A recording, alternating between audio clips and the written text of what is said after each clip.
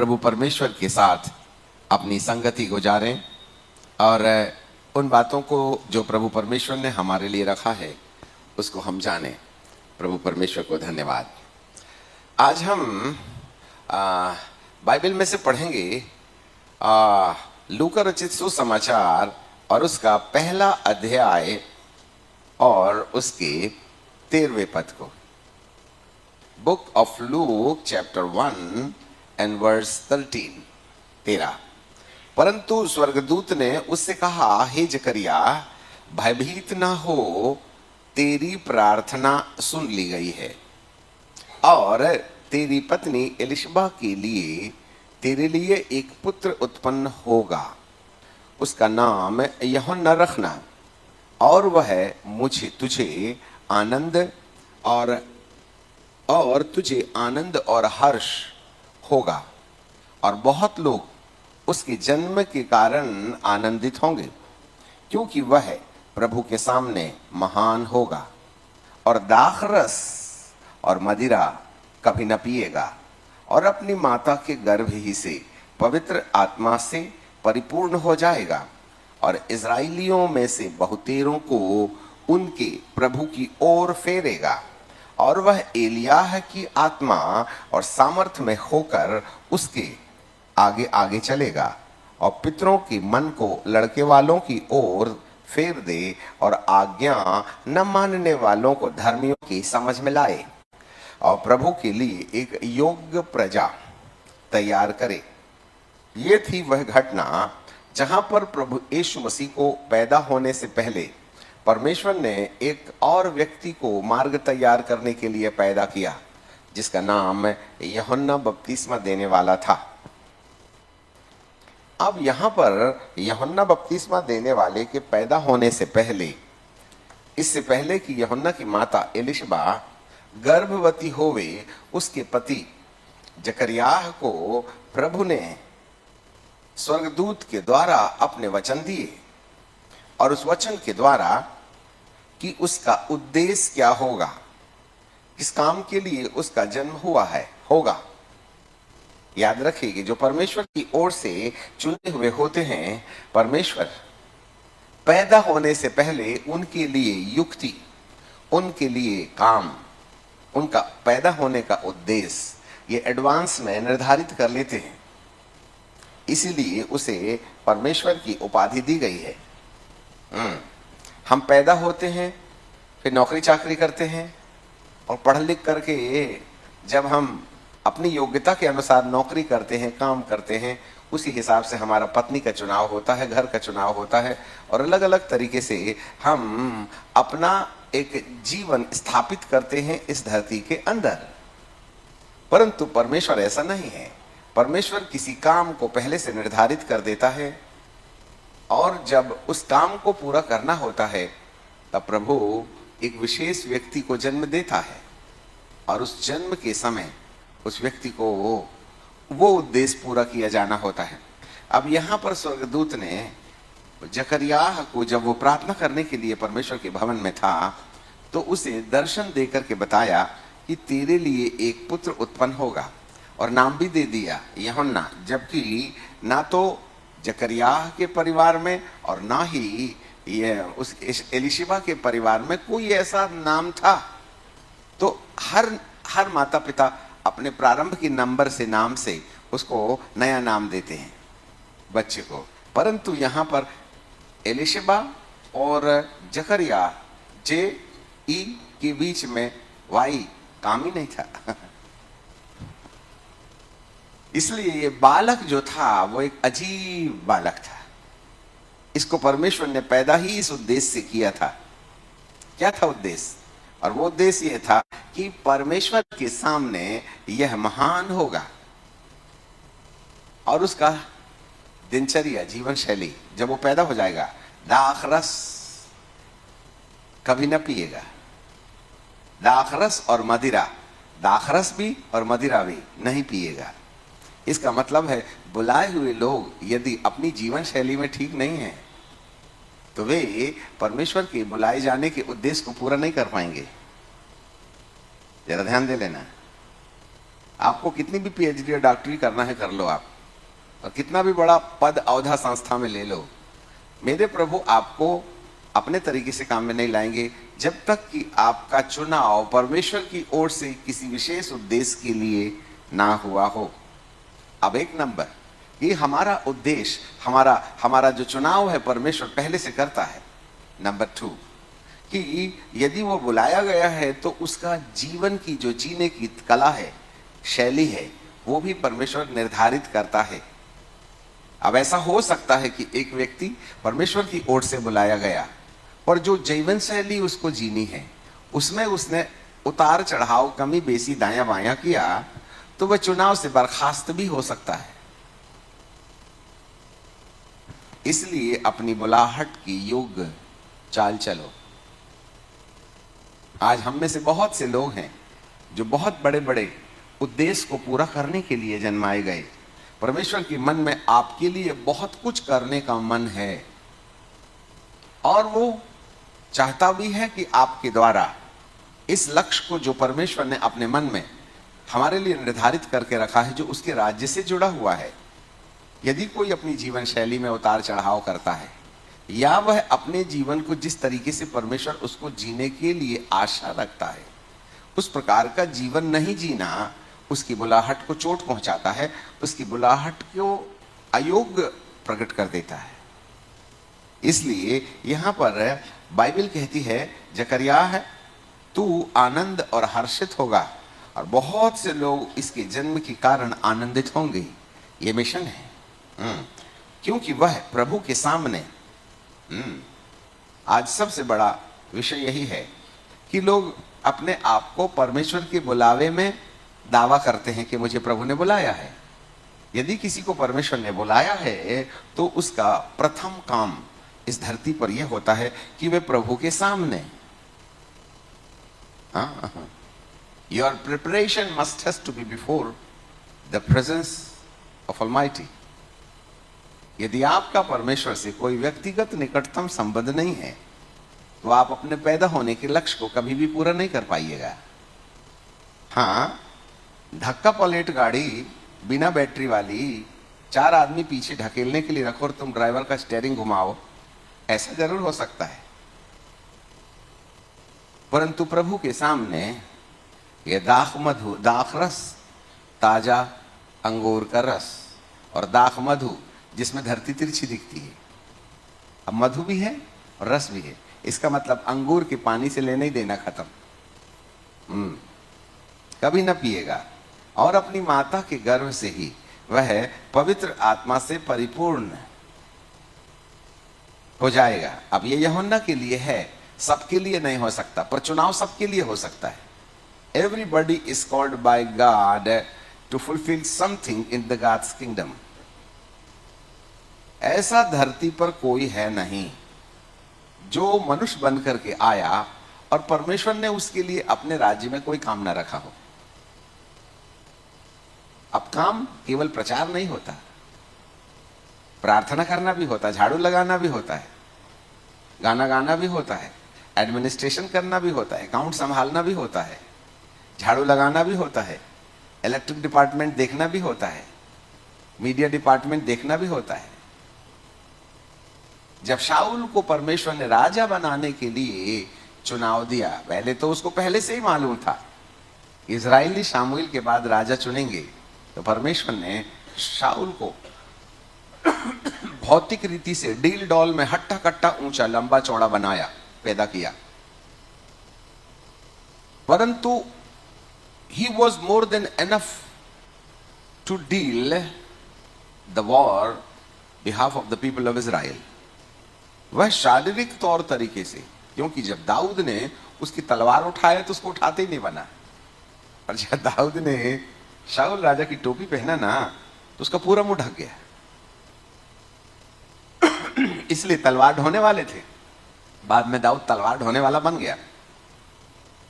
तात्पर्य यह है कि शाऊल फिजिकली इस योग्य था कि वह राजा बने और योद्धा बने, महायोद्धा था। परमेश्वर ने पैदा ही उसको शारीरिक रीति से योद्धा वाले गठे शरीर में पैदा किया था। परंतु ये एक भौतिक तैयारी थी। गुटरू छोटा सा नाटा सा तो कोई भी गर्दन पकड़ के उठा लेता है कि नहीं? इसलिए अब इसको भी उठाने में भी तो 5 आदमी लगेंगे ना, गिर पड़ा तो परमेश्वर का जो चुनाव होता है वह भौतिक रीति से भी फिटनेस देता है। अब कई लोग भौतिक रीति से फिटनेस में आ जाते हैं, अच्छे बाइबल पढ़ते हैं, अच्छी संगति करते हैं, अच्छी ट्रेनिंग ले लेते हैं और अलग अलग सेवकाई का ये आइडियोलॉजी, वो आइडियोलॉजी, अमकी आइडियोलॉजी, ढमकी आइडियोलॉजी ले लेते और ये भी उपाय कर लेते, वो भी उपाय कर लेते, संस्था रजिस्टर कर लेते, ऑफिस खोल लेते, कंप्यूटर खरीद लेते, झूलने वाली कुर्सी ले लेते, 4 जैसे नौकर चाकर होते हैं वैसे भी रख लेते हैं। तो ऐसा होना ठीक है, परंतु इसके बावजूद भी शाऊल परमेश्वर की ओर से काबिल नहीं था, योग्य नहीं था। इसलिए परमेश्वर ने शाऊल को बोला, जाओ। 3 घटनाओं के बाद चौथी घटना यह होगी कि पवित्र पर्वत से नबी लोग आराधना करते हुए उतर रहे होंगे और जब तुम उस नबियों के दल में जा मिलोगे तो तू रूपांतरित हो जाएगा, फिजिकली नहीं, स्पिरिचुअली। जबकि शाऊल कीश के वंश का था, बिन्यामीन के वंश का था, जो सबसे छोटा गोत्र होता है। वैसे भी उस वंश में राजा होने की कोई पॉसिबिलिटी नहीं थी, जी हाँ। पर एक योग्य व्यक्ति होने के बावजूद भी परमेश्वर ने उसको अपनी प्रजा का रखवाला नहीं नियुक्त कर दिया, वरन उसके रूपांतर का इंतजार करते रहा। और जब पवित्र पर्वत से याजकों का और नबियों का झुंड आराधना करते हुए उतर रहा था, तो ऐसे समय में यहां पर इस शाऊल को उस समूह में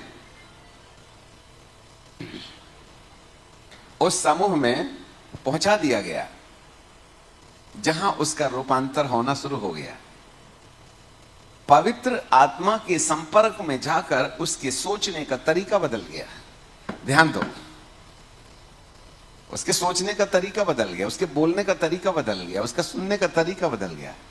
उसका मन बाहरी अभिषेक के द्वारा अपसेट डाउन हो गया। तब बाइबल में लिखा है, तू परिवर्तित होकर के कुछ और ही मनुष्य हो जाएगा। और इस परिवर्तन की दशा में प्रभु ने उसको बोला, तब जो भी तुझे करने का अवसर मिले, आत्मिक लड़ाई नहीं है ये, शारीरिक है। जब कभी तुझे कोई अवसर मिले प्रजा के मामले में तो उस काम में लग जाना। अब लड़ाई लड़ने के लिए वे अभिषेक चाहिए, राजा बनने के लिए, तलवार चलाने के लिए, रथ चलाने के लिए वे अभिषेक चाहिए, जबकि ये शारीरिक कारोबार है। याद रखें, without the anointing it may be you are qualified in the materialistic world, but God is not going to equip us for the extension of his own kingdom. हम परमेश्वर के राज्य के कोई काम के नहीं। यदि हमने यूहन्ना बपतिस्मा देने वाले के समान दाखरस और दाखमधु से परे अर्थात संसार की दिनचर्या में परमेश्वर का नियंत्रण यदि नहीं होगा तो हम उसके बुलावे को बेहतर पूरा नहीं कर सकते। नौकरी कर सकते हो आप जबरदस्ती, जी। ये था यूहन्ना बपतिस्मा देने वाला। अभी मां एलिशबा को गर्भ धारण नहीं हुआ है। जकरिया प्रार्थना करने गया है और उसको स्वर्गदूत ने होने वाले बेटे की ड्यूटी पहले से बता दी कि वह दाखरस और मदिरा नहीं पिएगा, नाजिर होगा। इसलिए उसके सिर में छुरा नहीं फेरा गया, जी, क्योंकि वह प्रभु के सामने महान होगा और दाखरस और मदिरा कभी ना पिएगा और अपनी माता के गर्भ से ही, है ना, पवित्र आत्मा से भरपूर हो जाएगा। अब यहां पर यह तो रहा उसके व्यक्तिगत जीवन का मामला, परंतु अब वह समाज में आके क्या काम करेगा। सबसे पहले उसे बताया गया कि वह इजराइलियों में से, सबको नहीं, बहुतेरों को, इजराइलियों में से बहुतेरों को उनके प्रभु की ओर फेरेगा। यह है उसका मिशन। बहुत से लोगों को परमेश्वर की ओर फिरौती। कारण ये क्यों होगा? वह एलियाह की आत्मा। अब यहां पर एलियाह की आत्मा का मतलब होता है जिस अभिषेक ने बाबा एलियाह को इस्तेमाल किया वही वाला अभिषेक इस व्यक्ति के ऊपर होगा। इसका मतलब है परमेश्वर के लिए कुछ करने बाबत कुछ करना यदि चाहता है तो उसके ऊपर, अब पुराने नियम में ऊपर अभिषेक होता था, पिंतकुस्त के दिन के बाद अब अभिषेक अंदर आने लगा है और ऊपर भी रहता है। कईयों के केवल अंदर है, ऊपर नहीं है, और कई ऐसे हैं जिनके अंदर भी है और ऊपर भी है।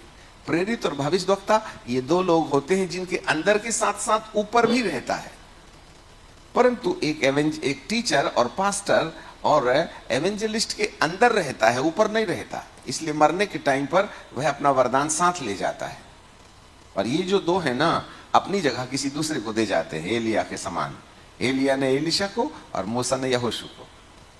तो आउटवर्ड एनॉइंटिंग, बाहरी अभिषेक है, दूसरों के लिए ठहर सकता है यदि कोई व्यक्ति उस योग्य है तो। पौलुस ने अपना अभिषेक तिमोथियों के लिए छोड़ दिया, पर बहुत से नबी लोग आए, उनके पीछे चलने वालों ने अपनी क्वालिटी मेंटेन नहीं की, जिसके कारण से उनका अभिषेक दुनिया से उनके साथ चला गया। शायद वह किसी और व्यक्ति का इंतजार कर रहा है। जब उसे एक योग्य व्यक्ति मिल जाए तो उन संतों का अभिषेक किसी और को उस पीढ़ी में नहीं तो और आगे और आगे और आगे वाली पीढ़ी को वह अभिषेक इस्तेमाल के लिए दिया जा सकता है। यह निर्धारित होता है उस व्यक्ति की आंतरिक और बाहरी तैयारी के ऊपर। वह एलिया की आत्मा और सामर्थ्य में होकर यीशु की सेवकाई के पहले उसके आगे आगे चलेगा। उसका उद्देश्य क्या होगा? उसका उद्देश्य होगा पितरों के मन, पितरों का संबंध है पिता परमेश्वर से है। पिता परमेश्वर का अनुग्रह लेके आएगा वो। He will bring the presence of Almighty and serve before the people. याजक का मतलब होता है ईश्वर के अभिषेक को कैरी करके मनुष्यों तक पहुंचाने वाला, और मनुष्यों की आवाज को परमेश्वर तक पहुंचाने वाला। ऐसे सेवक कहां हैं जो परमेश्वर को साथ लेके चलते हैं? याद रखिएगा, यदि परमेश्वर ही तुम्हारे साथ नहीं है, या परमेश्वर की छाया या परमेश्वर की उपस्थिति ही आपके साथ नहीं है, तो कौन से वाले राजा के बारे में आप दूसरों को बताओगे? मूसा के ऊपर परमेश्वर था, एलिया के ऊपर परमेश्वर था, एलीशा के ऊपर परमेश्वर था, दाऊद के ऊपर परमेश्वर था, शाऊल के ऊपर था थोड़े समय के लिए, फिर वापस चला गया। राजपाट चलेगा बिना प्रभु के, और जब बिना प्रभु के राजपाट कोई संभालता है तो उसमें दुनिया वाली आत्मा का हस्तक्षेप भी होता है। जब तक शाऊल सामुएल के साथ परमेश्वर की उपस्थिति को कैरी करते रहा, चला लेके चलते रहा, तब तक दुष्ट आत्माएं कभी प्रबल नहीं हुई शाऊल के ऊपर। परंतु जैसे ही सामुएल और शाऊल के बीच में दरार आई, कारण परमेश्वर की बात नहीं मानना, उसी समय से शाऊल के ऊपर रहने वाले प्रभु पलायन कर जाते हैं। शासन तो चलते रहा, 25 साल चला, परंतु अब परमेश्वर की जगह दुरात्माओं का हस्तक्षेप। उन समयों से राजा होने के बावजूद भी दुरात्माएं उसे टॉर्मेंटेड किया करती थी, परेशान किया करती थी, हत्याएं हुआ करती थी, नुकसान हुआ करता था। राजपाट जारी है, परंतु परमेश्वर की गैर मौजूदगी दुरात्माओं को साथ ले आती है। ऐसे ही जो लोग परमेश्वर के अभिषेक को अपने साथ लेके चलते हैं, उस पर दुरात्माओं का हस्तक्षेप रुक जाता है, आता ही नहीं। पर यदि कोई है सेवक किसी भी रूप में, यदि वहां पर दुष्ट आत्माओं के हस्तक्षेप का असर दिखाई दे रहा है, तो हमें यह मान के रखना चाहिए कि कहीं ना कहीं हम परमेश्वर के साया का बहिष्कार कर बैठे हैं। याद रखें, if any demonic influences is harming you physically, mentally, spiritually, that is the point